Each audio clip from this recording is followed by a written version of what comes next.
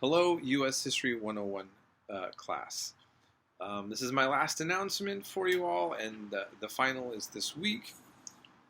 Um, and just a few things that I want to address. So first of all, due to time constraints, um, and it really is impossible for me to take any more late work after midnight um, tonight. So unfortunately, um, I'm just not going to be able to do anymore. And so you have to turn in whatever late work you have. It's got to come by tonight. And so there's a few things I also want to mention about this.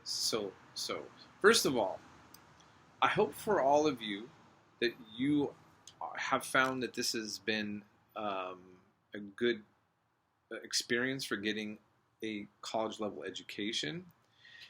I'm going to tell you about some things that I want to be encouraging on, but I also kind of want to give you some real talk on some things. So first of all, I think most of you did quite well, and you should be proud of yourselves. But what I need you all to know is that I was extremely lenient with late work in a way that you will never see normally with a professor. It's doable. It can happen. I did it. I allowed for that. But there was really no excuse for many of you to have so much late work when there was a time card for you in class to focus on the class. And so I just want you to realize that. I'm not like saying it like I'm not mad about anything, but you just need to ask yourself, if you want to go to college and you want to step up and you want to improve your life and find yourself excelling in this way, you really need to prioritize and make use of your time and not allow for distractions. Because part of why employers like somebody who's a college grad is that they know that there's somebody who learned how to manage their time. It's not just about the degree itself.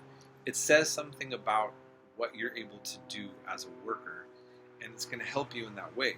So you need to. I want you to just keep that in mind. Moving forward on just not making it a habit or realizing that that's not going to be allowed for. Also with the papers, citations. I had to keep reminding not just this class, but many of my classes about the importance of citations and dates and time periods.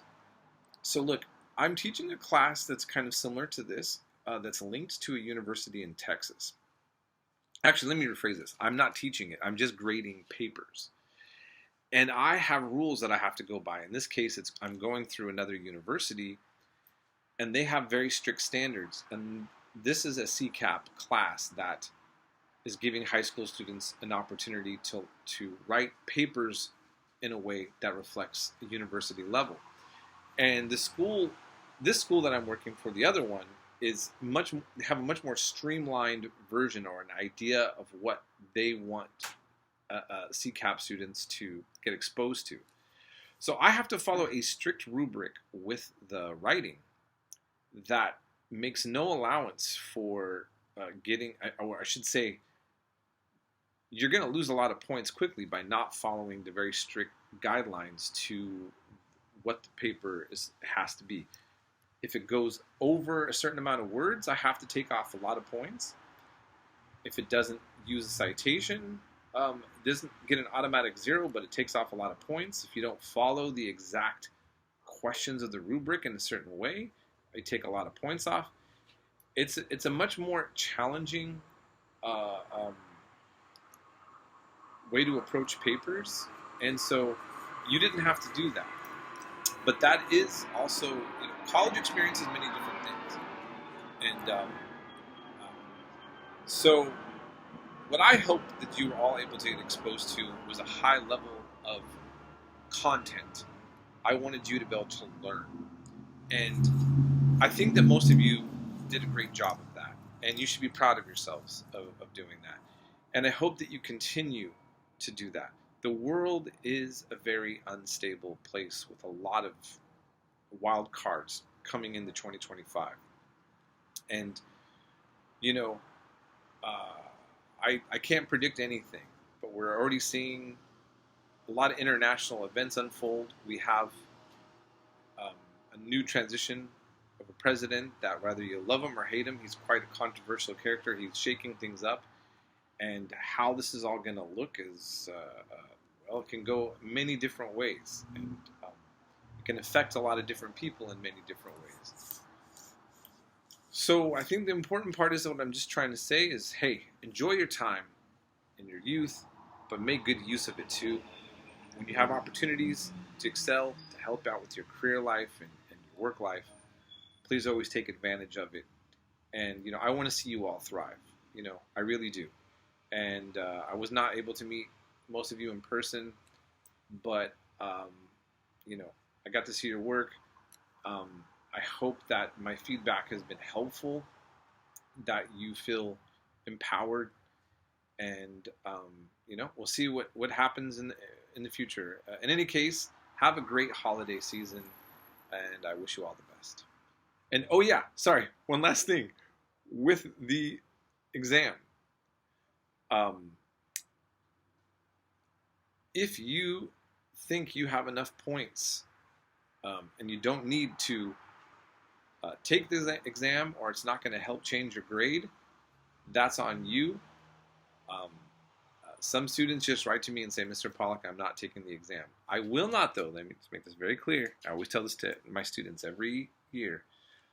Don't ask me if you can afford to not take the exam or not. That's something for you to figure out. In my class, it's the grades. It's keeping up each week is what was really a part of staying successful in this class. And so some professors put a lot of weight on the final, and others not so much. For me, I'm one of those that basically it was about keeping up and staying in the class. That's where most of the weight of the grade goes. So, yeah. So if you decide that you're not going to take the exam, then you can just write me in the assignment link and tell me, Mr. Pollack, I'm not going to. I'm not necessarily encouraging anybody to not. I'm simply saying if you have worked hard, see that you have enough points and you've learned everything you need to, okay, well, and you're still going to have an A no matter what, or a B no matter what. Or if you didn't do any work this whole time and you really just came to the end, I'm glad to take work, but it's probably not going to change much if you weren't doing anything to help your grade out. So that's all I want to say on that. So yeah, sorry I didn't say that earlier. And again, have a happy holiday season. No matter what, we'll be in touch.